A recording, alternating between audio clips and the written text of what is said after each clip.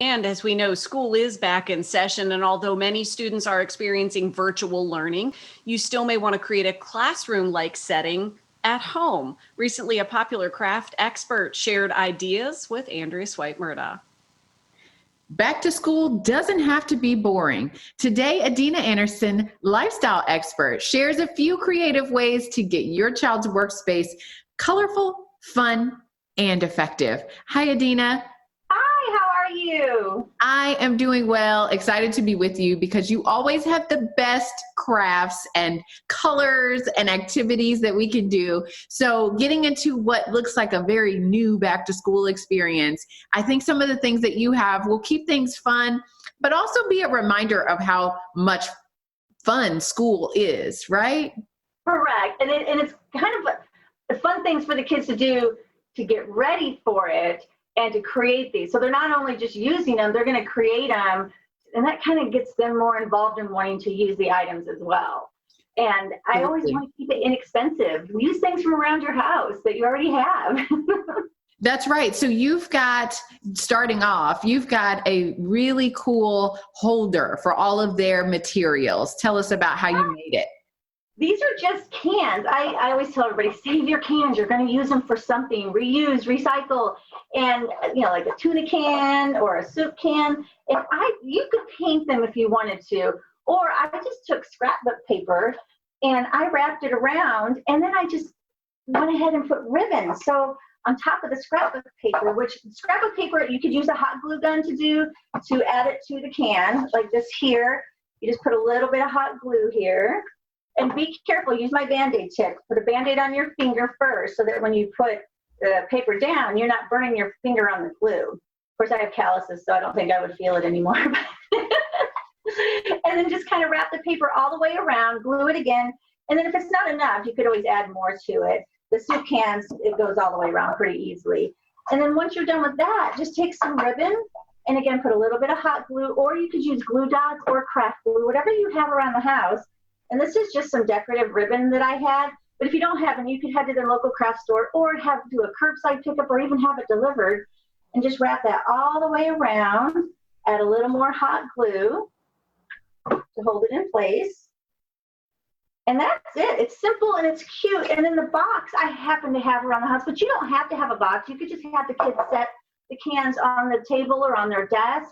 And they can organize with their markers and their glue. This one's got crayons and glue in it, and then the colored pencils, whatever they need for their schoolwork. That way it's all in one place. They can find it when they need it. They're not going, oh, where's this? Where's that? They know where it is. I love that. And, the aspect of just making your desk ready for you, ready for, just something you can keep your eye on throughout the day that says, I made it. I did that. That's exciting. I have a place to put my stuff. Yeah, because as you find, your workspace, I'm looking at this workspace around me, it can get crazy in just a moment. So if you have a nice, cute little place to put things, your pencils, your colored pencils, your scissors, then things go a little bit better throughout the day. Now, after the day's over, after the day's over, then we might have some homework. So you've got a key tip for keeping our homework organized. Yes, and it's really cute too. And it's just a clothespin, and I painted it yellow with some acrylic paint here. And then you're just going to really need one coat on there. And then I took pink, and I did that at the top, and then a little bit of gray underneath. So it looks like a pencil that you have. And you could even add some glitter paint to it. Just let the kids have fun with it. And once you're done, I went ahead and I hot glued a magnet to the bottom. I'm trying to find my little magnets. Oh, here they are. And these you can get at any craft store. I happen to have some around, or you could take an old magnet that you already have on the fridge, and then just take a little bit of hot glue here. Put that magnet on there, and then you can hang it on the fridge so when they have homework or a picture they drew, maybe it's not even for school, it's just something that they got bored and they wanted to draw something, and then they can find it on the fridge. And it also helps to put those notes and stuff up on the fridge that you don't want to forget things. Absolutely. And I think that's so key because, as you're working with children who are now virtually learning and just getting used to the screens that they now have to be glued to as opposed to the option to be glued to, having these little activities are really helpful and keep them busy, but also they can learn from them as they go along. Correct. And speaking of being glued to the screen, I've been doing some research, and mainly because I'm glued to the screen too. I'm working from home. I'm doing things like that. And I do wear glasses right now, but these blue light glasses, you can find them anywhere online. They're really inexpensive. They range from like $12 to in the hundreds for really designer.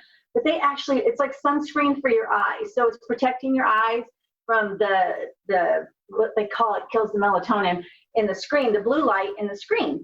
So again, you can find them, and if you wear glasses, they actually fit over your glasses pretty easily too.